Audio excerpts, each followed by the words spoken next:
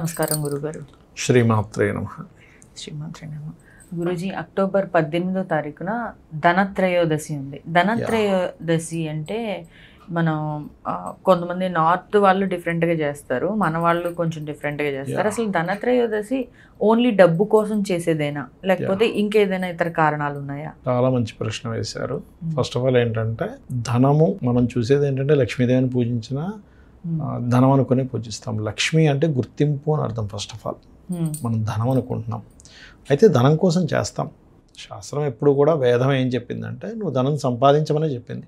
ఏ ధనము సంపాదించకుండా అలాగా కూర్చొని అమ్మో ధనం అలా ఏం చెప్పలేదు.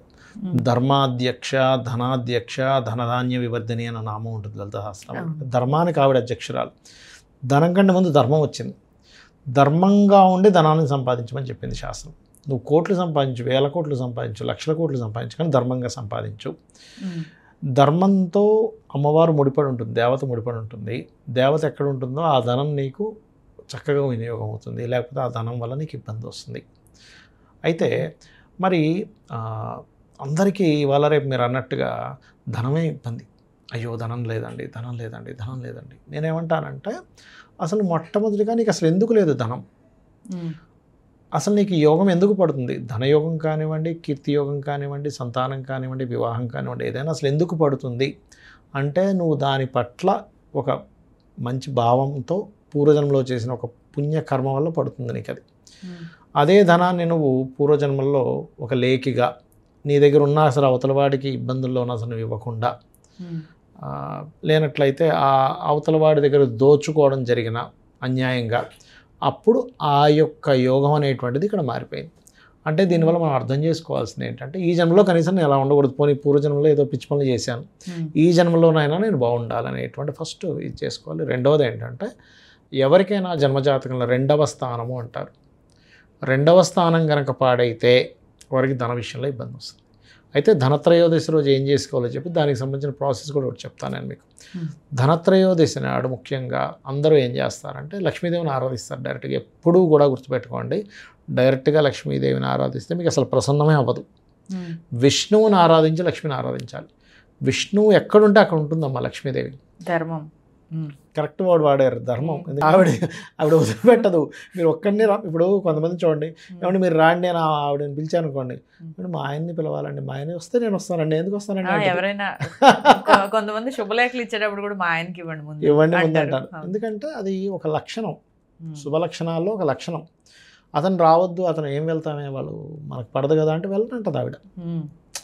బికాజ్ ఆఫ్ విష్ణువు దీపం అనుకుంటే వెలుగు లక్ష్మి. దీపాన్ని వదిలి లక్ష్యం ఎక్కడ, వెలుగు ఎక్కడ ఉండదు. దీపం లేకుండా వెలుగు రాదు.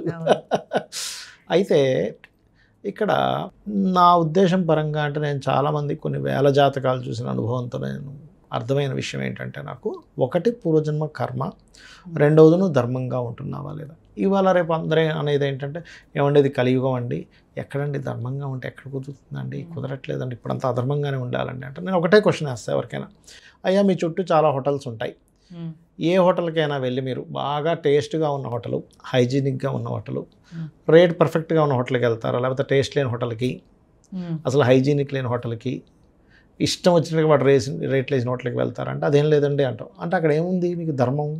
వాడు టేస్ట్ని మెయింటైన్, అదే ధర్మం. టేస్ట్ని మెయింటైన్ చేస్తున్నాడు, హైజీనిక్ మెయింటైన్ చేస్తున్నాడు, క్వాలిటీ మెయింటైన్ చేస్తున్నాడు, ఇవన్నీ అదే ధర్మం అంటే. ఇప్పుడు మీరు ఇప్పుడు ఇదే మీ ఆదాన్ని ఇదే ఉంది, కెమెరా బాగా కెమెరా చక్కగా ఇది చేసే వాళ్ళని కెమెరామ్యాన్గా పెట్టుకుంటారు, ఎలా పడితే కెమెరామ్యాన్ పెట్టుకుంటాం, చక్కగా పెట్టే వాళ్ళని అంతే కదా. ఇప్పుడు యాంకరింగ్ కావచ్చు, లేకపోతే నేను చెప్పేవాడిని కావచ్చు, లైటింగ్ ఇది కావచ్చు, అన్నీ కూడా ఏంటి పర్ఫెక్ట్నెస్సే కావాలనుకుంటాం కదా. ఆ పర్ఫెక్ట్నెస్ ఏదైతే ఉందో అదే ధర్మం. మనకి తెలియక ఈ కలియుగంలో ఎక్కడ ధర్మం అనేటువంటిది ఎక్కడ పనిచేయదండి. మనకు మాత్రం ధర్మాత్మనే కావాలనుకుంటాం. మనం ఒక వెహికల్ ఇస్తున్నాం, అవును, ఆ వెహికల్ రిపేర్ అమ్మవాడు ఎలా పడితే అడ్డగోలుగా వేసేవాడు కాదండి, పర్ఫెక్ట్గా చెప్పేవాడు కావాలి, బాగా రిపేర్ చేసేవాడు కావాలంటున్నాం. ఎవరైనా ఒక డాక్టర్ని సజెస్ట్ చేయండి, మంచి వాళ్ళని చెప్పండి, మంచి వాళ్ళని చెప్పండి అంట. పర్ఫెక్ట్ వాడారు, మంచి వాళ్ళని, పిచ్చి వాళ్ళని చెప్పండి అక్కడ అనరు. మనకి ధర్మం కావాలి కానీ మనం చెయ్యం. అది అలా ఉన్నారు ఇప్పుడంతా. కానీ నేనేమంటానంటే, ఏదైతే లుప్తమైపోతుందో దాన్ని నువ్వు పాటిస్తే యు ఆర్ ది నెంబర్ 1. ఏదైతే తగ్గిపోతుందో, ధర్మం లేదని తగ్గిపోతుందో, నువ్వు ధర్మంగా ఉండి నువ్వే డిమాండ్ అవుతావు. ఎందుకంటే ధర్మాన్ని ఆశ్రయించి ధనం ఉంటుంది. ధర్మాధ్యక్ష ధనాధ్యక్ష ధనధాన్య వివర్ధని అమ్మవారు. కాబట్టి ఎవరైతే ఈ ధనత్రయోదశి నాడు విష్ణు సహస్రనామాలు లక్ష్మీ అష్టోత్తరం ఎవరైతే చేస్తారో వాళ్ళకి పూర్వజన్మ కర్మ తగ్గుతుంది. ఎందుకంటే విష్ణు సహస్రనామాలకి లక్ష్మీ అష్టోత్తరానికి ఏమిటి లింకు అంటే విష్ణువు బుధుడి యొక్క అధిష్టాన దేవత విష్ణువు, శుక్రుడి యొక్క అధిష్టాన దేవత లక్ష్మీదేవి. అంటే శుక్రుడు ధనానికి కారకుడు, విష్ణువు బుద్ధికి కారకుడు. ఎవరికైనా బుద్ధి ఉన్నవాడికి ఏదో పూర్వజన్మలో పుణ్యం చేసుకున్నాడంటే వాళ్ళ ఆస్తులు వస్తాయి, దట్ ఈస్ డిఫరెంట్ థింగ్. కానీ మంచి వాక్కు, బుధుడు వాక్కు కారకుడు. ఎక్కడికైనా మనం వెళ్తే నోరు బాగుంటే ఊరు బాగుంటుంది. మన మాటతోనే ఏదైనా జయించగలం, చాలా అంటారు, మన ఆలోచన విధానంతోనే, మన క్యాలిక్యులేషన్తోనే ఏదైనా జయించగలం. అందుకని విష్ణువు యొక్క ఎనర్జీతో వాళ్ళకి ఒక చక్కటి క్యాలిక్యులేషన్ స్థితి, అంటే మనం ఏదైతే చేస్తున్నామో ఆ పని మీదే పూర్తిగా కాన్సన్ట్రేషన్ చేసేటువంటి తత్వాన్ని విష్ణువు ఇస్తాడు. ఆ విష్ణువు ఎక్కడైతే ఉంటాడో లక్ష్మి ఆటోమేటిక్గా ఉంటుంది. ప్రత్యేకంగా లక్ష్మి కోసం మనం తిరగక్కర్లేదు. కాబట్టి ధనత్రయోదశి రోజు ముందు విష్ణు ఆరాధన, విష్ణు సహస్రనామాలు, విష్ణు ఆరాధన. విష్ణు అలంకార ప్రియుడు అంటారు. చక్కగా అలంకరించాలట విష్ణువుకి. అంత ఇష్టం అట అలంకారం చేస్తే. ఎంత అలంకారంగా చేస్తే అంత ఇష్టం అంటారు విష్ణువుకి. అంటే ఏమీ లేదు, ఆ అలంకరణలో మనకు తెలియకుండా మనం ఇన్వాల్వ్ అవుతాం అని అక్కడ. ఇవన్నీ కూడా ఏంటంటే మనం ఇన్వాల్వ్ అవ్వడానికే ఇవన్నీ కూడా. అయితే ఇక్కడ ఎప్పుడు కూడా చాలామంది ధనాన్ని పోగొట్టుకోవడానికి కానీ వీటికి కారణం ఏమిటంటే వాళ్ళకు ఒక మార్గంలో ధనం ఉంటే వాళ్ళు ఇంకో మార్గంలోకి వెళ్తారు తెలియక. అందుకే నేను చిన్నపిల్లలకి చదివించేటప్పుడు కూడా చెప్తాను, అయ్యా మీరు ఫస్ట్ లౌకిక విద్యలు అని ఉంటాయి, హాబీగా నేర్చుకునేవి కొన్ని ఉంటాయి. అంటే మీరు ప్రొఫెషనల్గా తీసుకుంటున్నాం, ఒక డాక్టర్ అవ్వాలి, నిజంగానే మెడికల్ రిలేటెడ్గా ధనయోగం ఉందా లేదా, సన్ ఎలా ఉన్నాడో చూసుకోండి.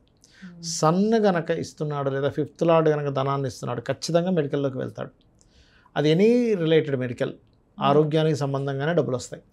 ఇక్కడ జాతకంలో మెడికల్ పెట్టుకొని ఇంజనీరింగ్ చేపిస్తే చేసే దాంట్లో సాటిస్ఫాక్షన్ ఉంటే అందులో డబ్బులు రావు, అలా ఎదగలేకపోతుంటాడు. దానివల్ల ప్రెజర్, ఏంట్రా చదివాను 5 సంవత్సరాలు ఎందుకు చదివాను అర్థం కావట్లేదు అంటాడు. ఇప్పుడు చాలామంది కూడా చదువుతుంది ఒకటి చేస్తున్నది ఒకటి. కారణం ఏమిటంటే నేను అదే చెప్తాను, ఏమంటే మీరు చిన్నప్పుడే చూసుకోండి పిల్లల జాతకాలు చూసుకొని అసలు ఎందులో ఉంది. ఇంజనీరింగ్ ఉందా, శుక్రుడు ఇస్తున్నాడు, కుజుడు ఇస్తున్నాడు. లేదు మనకి టీచింగ్ రిలేటెడ్, బ్యాంకింగ్ రిలేటెడ్ ఉన్నాడా, గురువు ఇస్తాడు ధనయోగాన్ని.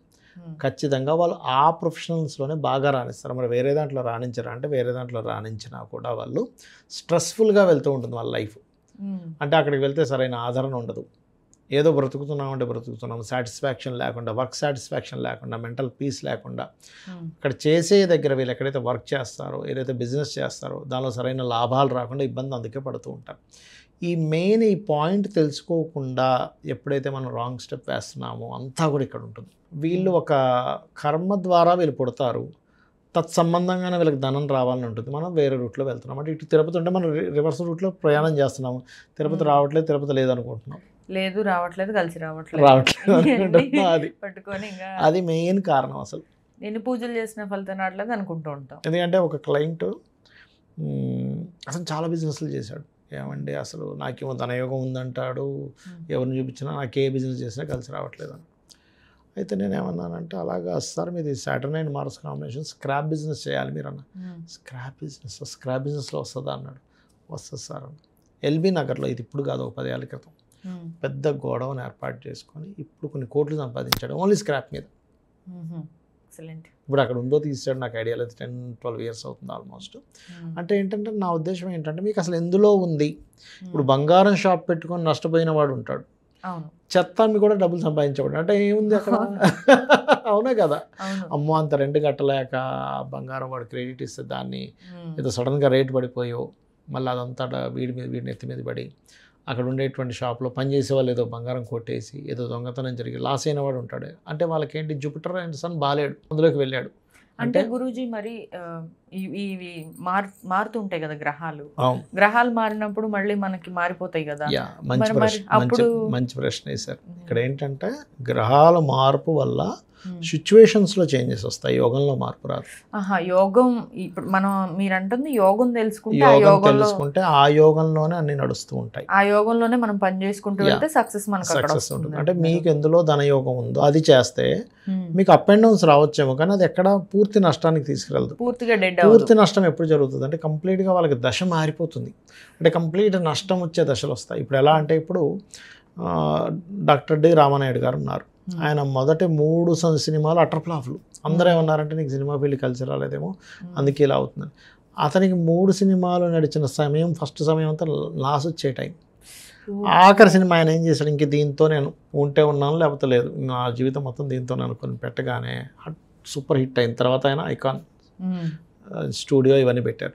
అంటే ఏమిటి, ఒక్కొక్కసారి మనకి ఆ టైం నడవదు, అది నడుస్తుంది. ఏదైనా ఇన్వెస్ట్మెంట్ చేసేటప్పుడు అది చూసుకోవాలి, ఆ టైం రైట్ టైమా కాదా, రైట్ ప్లేసా కాదా, నేను రైట్ దీంట్లోనే ఉన్నాను లేదా, ఉన్నాను కానీ ఇప్పుడు ఒక 1 year or 2 years నాకు కొంచెం గడ్డు కాలం నడుస్తుంది, ఇప్పుడంతా నేను రీసెర్చ్ గ్రౌండ్ వర్క్ ఏదో ఉన్నదాంతో వచ్చిన దాంతో వచ్చే రూపాయితో నేను సంతృప్తి చెందాలనేటువంటి దాంతో మీరు పర్ఫెక్ట్ క్యాలిక్యులేషన్లో ఉంటే పర్ఫెక్ట్గా మీకు లక్ష్మీ అనుగ్రహం కలుగుతుంది. సూపర్ గురూజీ, చాలా డీటెయిల్గా ఎక్స్ప్లెయిన్ చేశారు. జనరల్గా ఆస్ట్రాలజీ అంటే ఇవన్నీ జరిగిపోతాయా, ఇవి చేయగానే జరిగిపోతాయా అని చెప్పేవాళ్ళు చాలా మంది ఈ మధ్య కాలంలో ఇంకా ఎక్కువైపోతున్నారు.